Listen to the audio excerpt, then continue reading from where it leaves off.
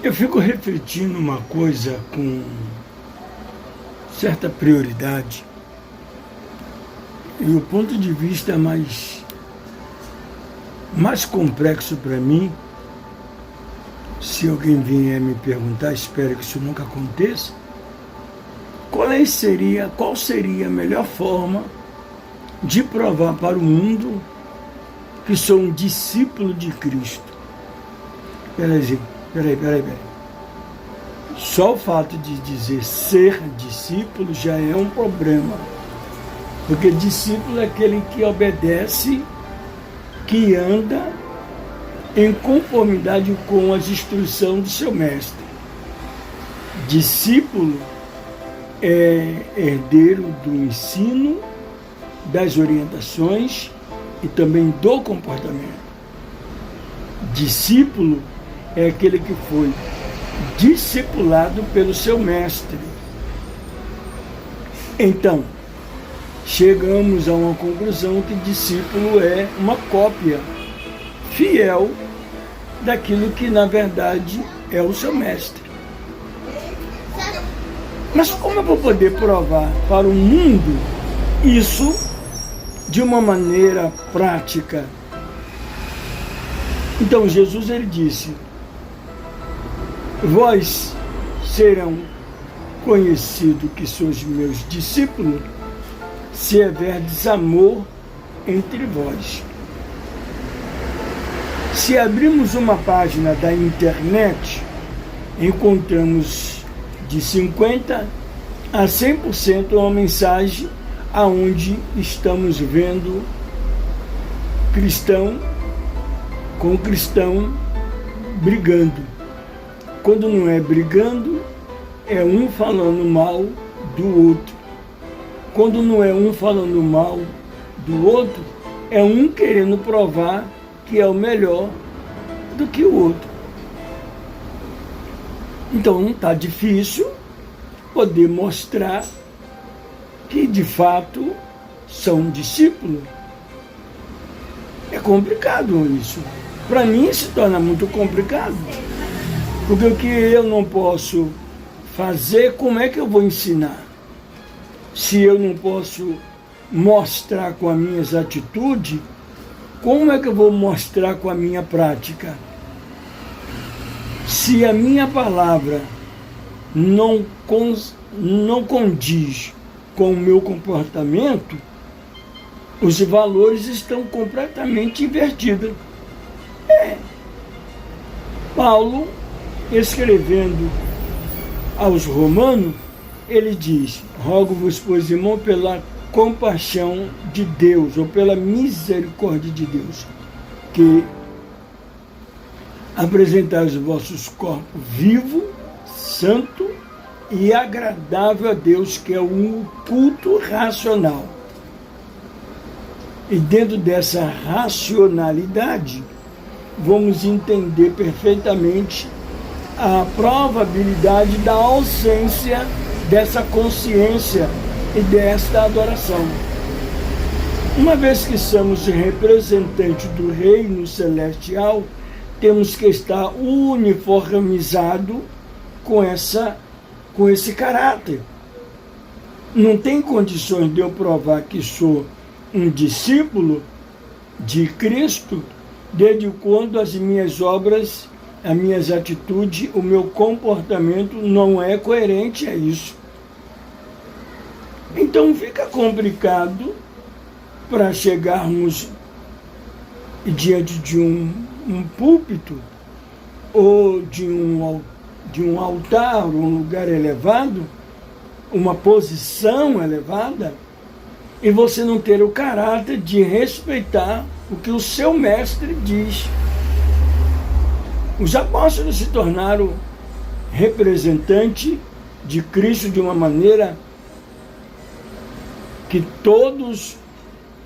toda a liturgia acadêmica, no sentido teológico, respeitam, mas muitos respeitam por aparência, muitos respeitam por um benefício em troca, mas Como é isso? Como provar ser um discípulo? Aquele que subiu, disse Paulo, é o mesmo que desceu, e desceu às partes mais baixas da terra. Ele mesmo deu dons aos homens. Ele deu dons aos homens. Ele deu a habilidade aos homens, não uma habilidade física, mas uma habilidade espiritual, ainda que seja física na sua execução, mas é de um aprendizado que estamos falando, é de uma responsabilidade que estamos citando. Então perguntamos a quem está por perto, como é isso? São essas coisas complexas. Só podemos mostrar isso tudo através do amor. Do amor que temos de Cristo e de um transpassado. Temos de Cristo para mim e eu transporto para você e você transporta para outros, mas não é transportar algo que você vai esgotar que tem em ti. É transportar algo que você vive, é ensinar algo que você aprendeu, é mudar. Não achar que é aquele que merece, não achar aquele que não merece. Não, é uma consciência. Em algum lugar vão entender que o nosso corpo, como disse Paulo, corpo apresentando a Deus como um culto racional, em corpo, alma e espírito. Um culto racional, um culto com entendimento, com compreensão. Então isso é louvável, porque quando você tem um microfone na mão, eu aprendi isso e entendi isso, que uma vez que você passa o seu microfone para um convidado, ou para aquele que é o palestrante ou o ministrante da palavra, ele tem um poder muito grande. Se ele não for digno da confiança, e mesmo assim tiver o seu microfone em mão, ele pode falar coisas bizarras e colocar um problema na sua saída, deixado na congregação ou entre os irmãos. Hoje vemos muitas pessoas encontrando erros em música, encontrando erros em cultos celebrados, em liturgias de culto. Encontramos um monte de coisa, que para não dizer uma bagaceira, de coisas condenadas por alguém que acha que na verdade tem esse direito. Mas a minha preocupação é se houver desamor, há uma construção. Tiago, ele na sua epístola, ele deixa uma mensagem para mim de grande importância entre todas. Mas destacando o sentido do que estou falando, ele disse: quem dentre vós é sábio e inteligente? Ele disse: mostre pelas suas obras de mansidão e de sabedoria. Mas se tendes a amarga inveja e sentimentos facciosos, não me dás contra a verdade. Essa não é a sabedoria que vem do alto, mas é terrena, animal e diabólica.